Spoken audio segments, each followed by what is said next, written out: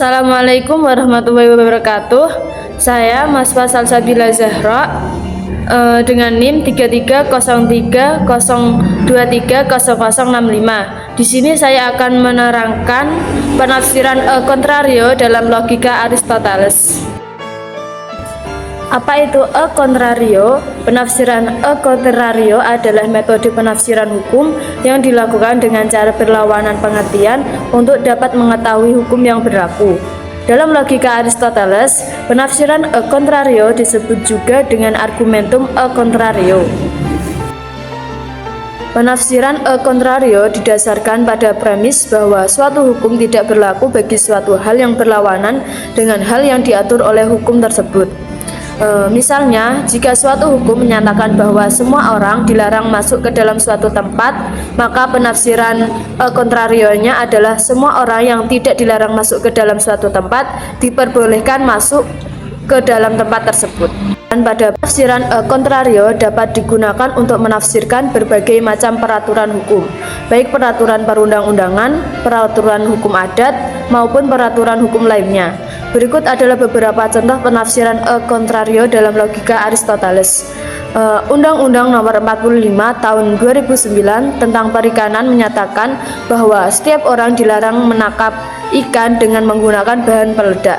Penafsiran a contrario-nya adalah setiap orang yang tidak dilarang menangkap ikan dengan menggunakan bahan peledak diperbolehkan menangkap ikan dengan menggunakan bahan peledak.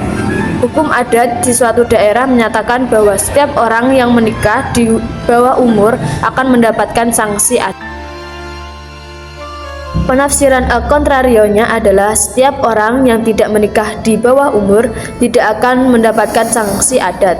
Kemudian ada lagi yaitu peraturan perusahaan. Suatu perusahaan menyatakan bahwa setiap karyawan yang terlambat masuk kerja lebih dari 15 menit akan mendapatkan sanksi berupa teguran tertulis.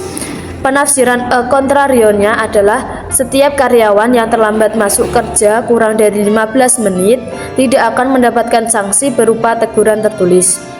Penafsiran a contrario merupakan metode penafsiran hukum yang penting untuk dikuasai oleh para penegak hukum.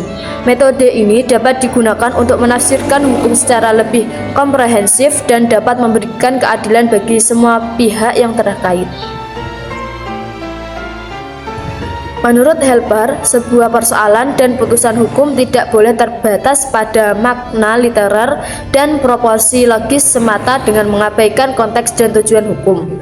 Banyak hal dalam hukum yang tidak dengan mudah diubah melalui silogisme dan penyimpulan. Prinsip-prinsip hukum harus dapat dipahami dalam konteks yang lebih luas. Memang harus diakui bahwa pengambilan keputusan hukum atau decision making bukan sekedar persoalan penalaran induksi, deduksi, ataupun analogi, tetapi tuntutan agar setiap putusan dapat dinalar secara akal sehat dan logis selalu merupakan sebuah keharusan yang tak dapat ditawar. Dari pro kontra tentang a contrario, Peter Nash Swisher tahun 1981 menegaskan bahwa mahasiswa hukum perlu diajarkan prinsip-prinsip logika dasar dan penalaran hukum. Ibarat seorang perenang yang perlu mempelajari teknik dan cara agar tetap survive. Demikian juga mahasiswa hukum perlu dibekali dengan pemahaman dan keterampilan penalaran hukum agar bisa survive. Dalam konteks yang lebih luas, menurut Peterson tahun 1942, logika berperan sebagai alat untuk mengontrol emosi, perasaan, prasangka, bahkan juga passion manusia yang berkecamuk dalam perumusan, pelaksanaan, dan penerapan hukum. Karena dengan penalaran logika, hukum tak lagi mendasarkan diri pada kepentingan dan pertimbangan lain di luar nalar dan akal sehat. Dengan logika, kepastian hukum pada akhirnya didasarkan pada relasi antar keduanya dalam proposisi logis yang dirumuskan secara objektif.